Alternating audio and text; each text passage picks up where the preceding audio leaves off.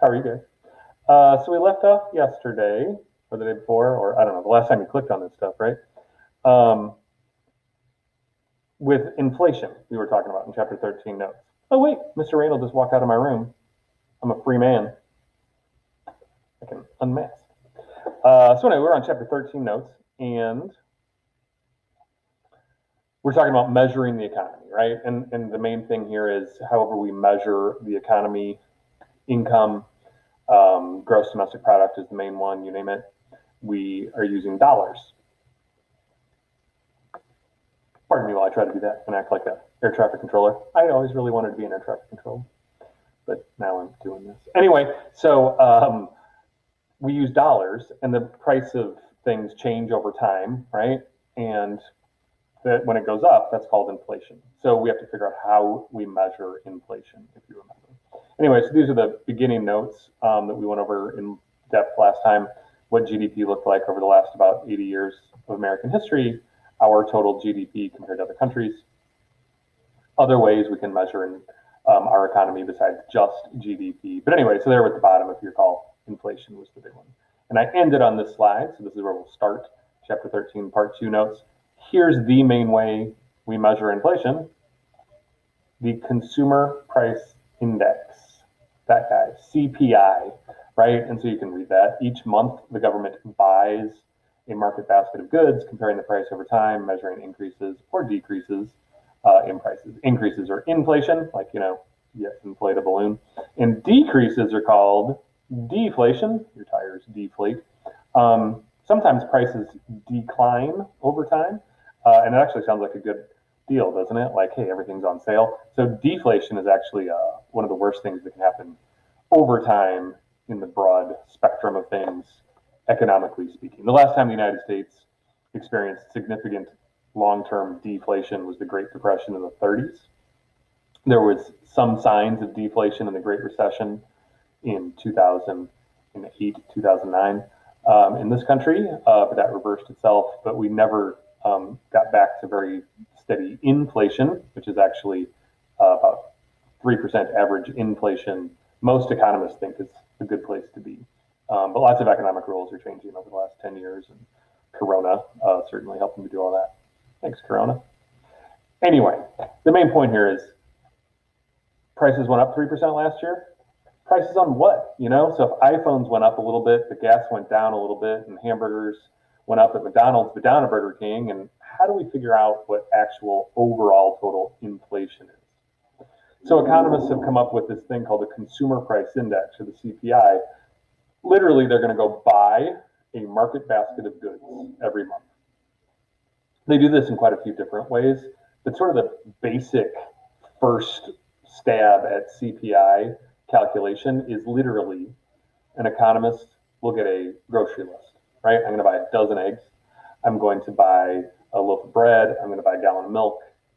Fill it in, 20 items, standard grocery list, and they'll go to Schnucks or Shop and Save or Aldi's, and they'll buy that list on August 15th.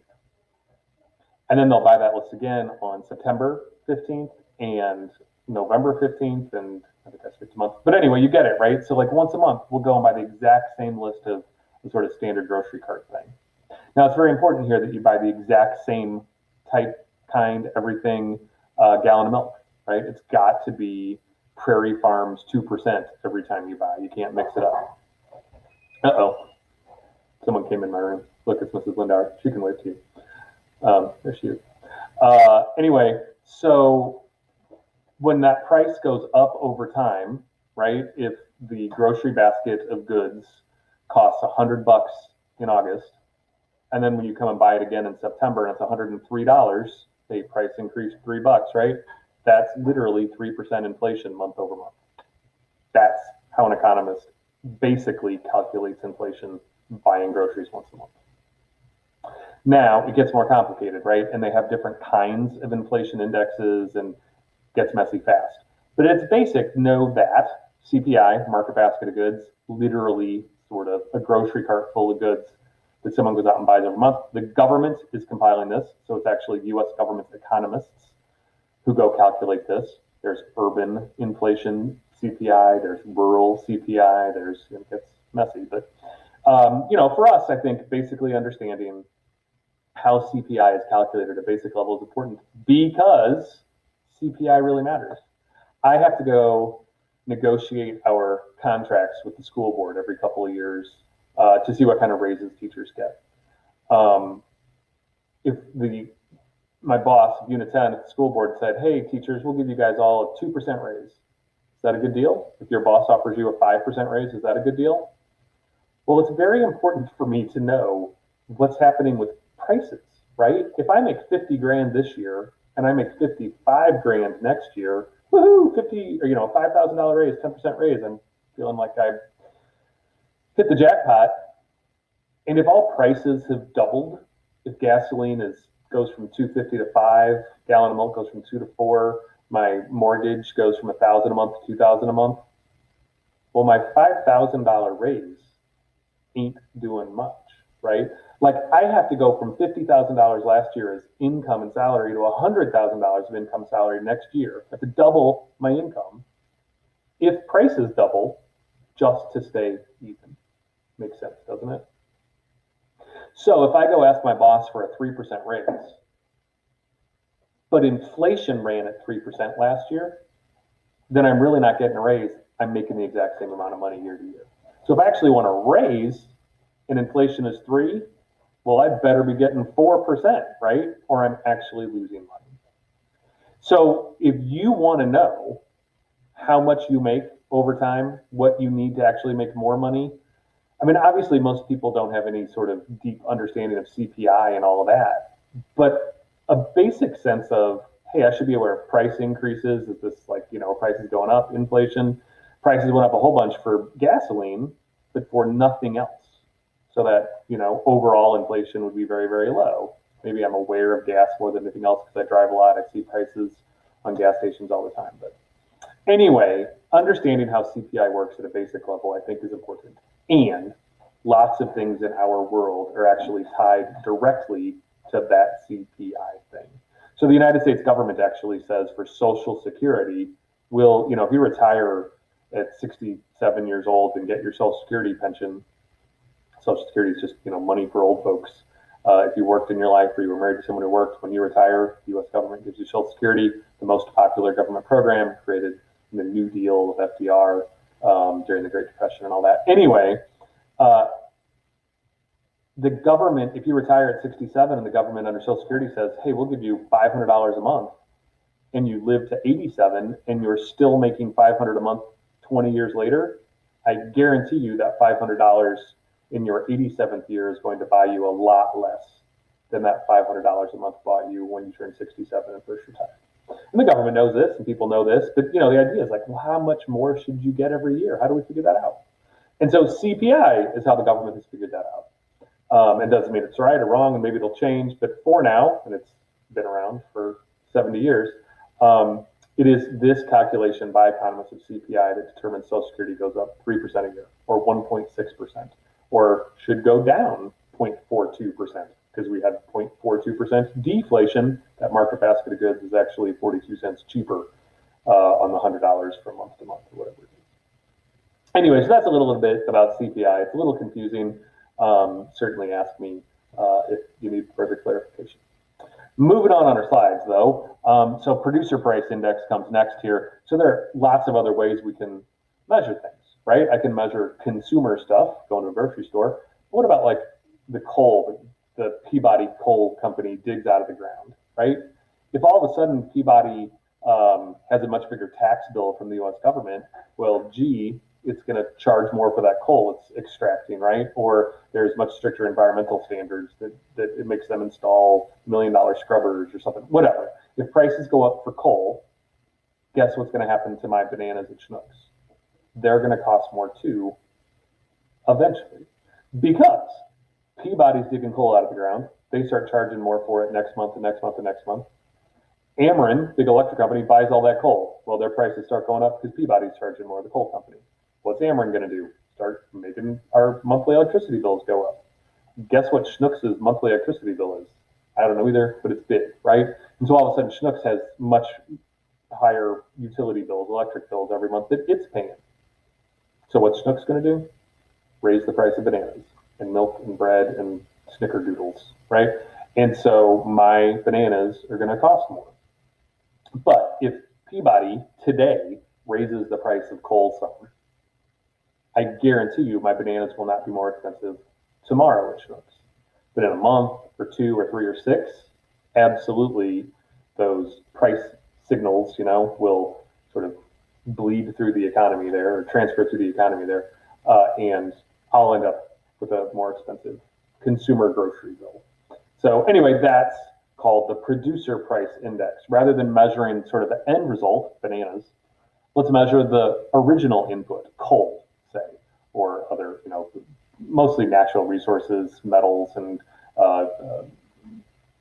water, even earth. If your big companies are out buying property for new office developments and property prices increase. Anyway, so these are all parts of the producer price index, just another way to measure things, right? And economists go out and collect producer price data and come up with a new index for that. Anyway, if that makes sense, then the PPI, or the producer price index, is called a leading indicator of CPI, meaning I know if coal prices are up today, boy, in the future, I know banana prices are going to go up. This one sort of controls this one, a leading indicator. This happens today, it tells me what's going to happen over here tomorrow. Yeah. Okay, and then fancy GDP deflator is just an economist term for the fun mathematical formula that I certainly don't understand, where you would go and say, and I'll back up here on the slides a little bit. I don't know why I selected these, but to that graph we did, and I went back to this one before too, right? But okay, so if this was 4% inflation and this was 3.5 and that was 4.1 and that was 3, and then we had negative half. And well, if I want to know what a milkshake cost a nickel in 1955 and it costs $5 today, thanks Dairy Freeze.